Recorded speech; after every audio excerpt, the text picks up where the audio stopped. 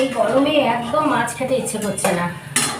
কি করবো, কর্তামশাই বললো এত গরম পড়েছে, ভালো মাছ এখন পাওয়াও যাচ্ছে না, হয়তো বরফের মাছ, সে কারণে মাছ বেশ কিছুদিন খাওয়া হচ্ছে না। বলছে বর্ষা পর্যন্ত তুমি অপেক্ষা করো, তারপরে ভালো মাছ তোমাকে আমি খাওয়াবো বাজার থেকে এনে। তো আজকে তাই একটু মাংস এনে দিয়ে গেছে, চলে আসবে। আজকে হাফবেলা কাজ আছে অফিসে, চলে আসবে। তো আমি ওই যে রান্নাবান্না করে নিচ্ছি। মাছ খেতে, আমি একটু মাছ খেতে বেশি ভালোবাসি, কিন্তু কি করব, মাছ বলছে একদম ভালো পাওয়া যাচ্ছে না। এই গরমটাও তো খুব পড়েছে না, তাই না আজকে একটু মাংস রান্না করছি।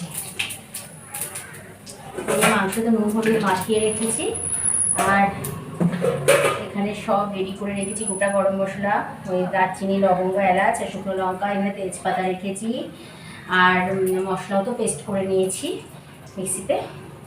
পেঁয়াজও কুচি করা হয়ে গেছে। এই যে খালি রান্নাটুকু।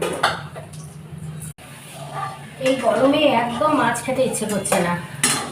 কি করবো, কর্তামশাই বললো এত গরম পড়েছে, ভালো মাছ এখন পাওয়াও যাচ্ছে না, হয়তো বরফের মাছ, সে কারণে মাছ বেশ কিছুদিন খাওয়া হচ্ছে না। বলছে বর্ষা পর্যন্ত তুমি অপেক্ষা করো, তারপরে ভালো মাছ তোমাকে আমি খাওয়াবো বাজার থেকে এনে। তো আজকে তাই একটু মাংস এনে দিয়ে গেছে, চলে আসবে।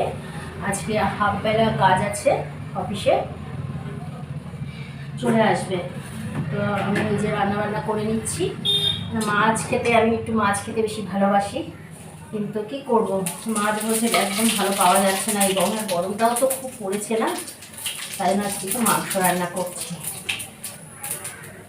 এই মাংসতে নুন হলুদ মাখিয়ে রেখেছি, আর এখানে সব রেডি করে রেখেছি। গোটা গরম মশলা, ওই দারচিনি, লবঙ্গ, এলাচ আর শুকনো লঙ্কা, এখানে তেজপাতা রেখেছি, আর মশলাও তো পেস্ট করে নিয়েছি মিক্সিতে। পেঁয়াজও কুচি করা হয়ে গেছে। এই যে খালি রান্নাটুকু।